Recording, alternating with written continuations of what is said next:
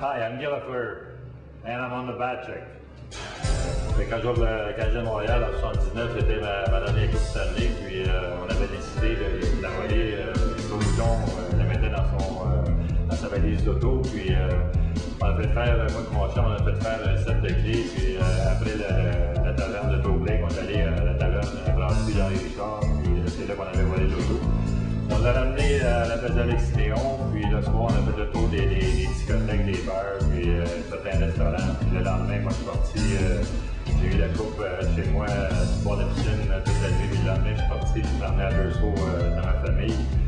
Puis Bouton l'a su, puis il m'a appelé, puis il m'a demandé de ramener la coupe. Je n'ai pas la coupe, la coupe Stanley. Oui, c'était mieux de la ramener parce que c'est la seule, il n'y a pas de réplique. Alors, lundi matin, j'ai ramené la coupe Stanley, mais j'ai rendu un paquet de monde à deux sauts. Hi, I'm Jacques Demers and I'm on the back check.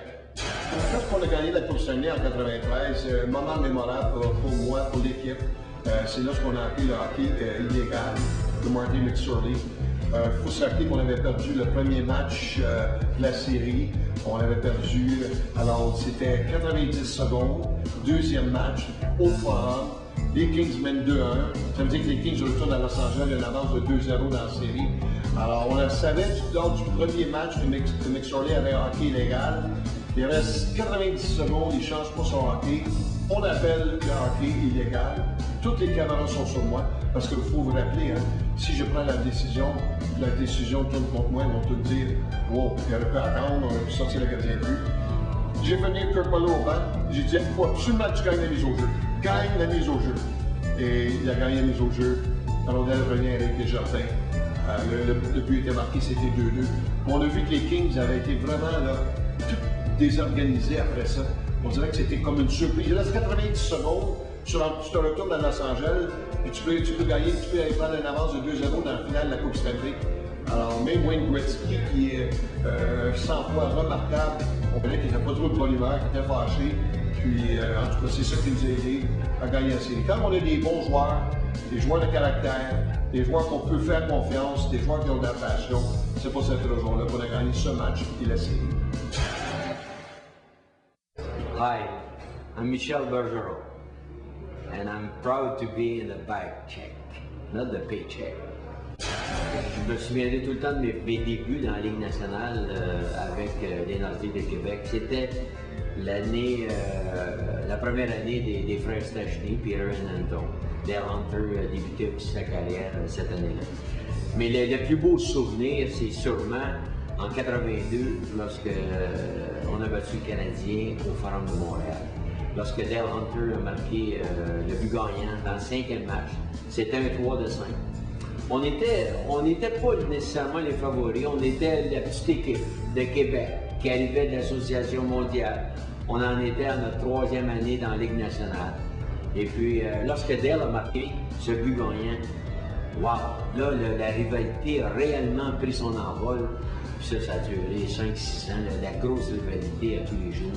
Donc, moi, personnellement, je n'oublierai jamais, en 82, le but de Dale Hunter en overtime, à Montréal, qui nous procurait la victoire. Hi, I'm Gilbert Delorme, and I'm on the back check. Je me rappelle quand on jouait dans le temps, aujourd'hui ils ont des vols melisés, mais on n'avait pas de vols melisés. Puis nous autres, on avait des vols commerciaux. Puis quand je jouais pour Détroit, on s'en allait à Vancouver. Puis dans l'avion, on s'endormait. Puis souvent, on enlevait nos souliers. Puis on est arrivé à Vancouver, puis les gars avaient caché mes souliers. Je cherchais mes souliers dans l'avion partout. Ils m'ont pas donné mes souliers. Fait que j'ai sorti de l'avion en bas. Puis j'ai marché jusqu'au carrousel où il y a des bagages. Pas de souliers. Puis ils m'ont donné mes souliers juste quand on est embarqué dans l'autobus. C'était un petit peu drôle. Là. Tu te sens un petit peu embarrassé, là, mais c'est ça le fun. Les gars ont bien ri. Ça, c'est le fun. Hi, my name is Alain Côté. I'm on the back check. L'histoire, c'est que Michel Bergeron est on fait un meeting avant la partie, puis Michel, il vient de dire bon, comment ça va fonctionner, le système, les lignes contre qui joue et tout ça, puis il y a son papier en avant de lui, c'est son livret, puis c'est sur une table, hein, puis il met tout le temps ça sur une table, puis il y avait plein de roulettes de tape qui étaient en avant de lui, puis À un moment donné, il y avait Wilfrid Pellman qui était à côté de moi, il y avait moi, il y avait Pat Price. Puis, à un moment donné, moi, j'avais des ballonnements dans l'estomac. Puis là, à un moment donné, je pensais faire quelque chose qui n'était pas trop,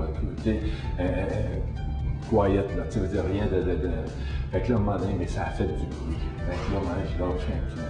Fait que, Berger, quand il a entendu ça, il aurait juste ramassé une boulette de thé, puis il a tiré ça de toutes ses forces en notre direction. Mais c'est pas moi qui ai visé, c'est Wilfrid Pellman qui a visé. Là, Wilfrid, il l'a reçu juste en haut de l'œil.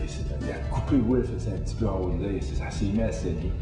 Wilf, il était en tabarnouche, là, il a commencé à crier après Berger. Berger criait après Wilf, puis là, à un moment donné, je voyais là, que ça s'en allait pas dans la bonne direction. J'ai levé ma main, j'ai dit « Hey les gars, c'est moi qui ai fait ça, c'est moi! »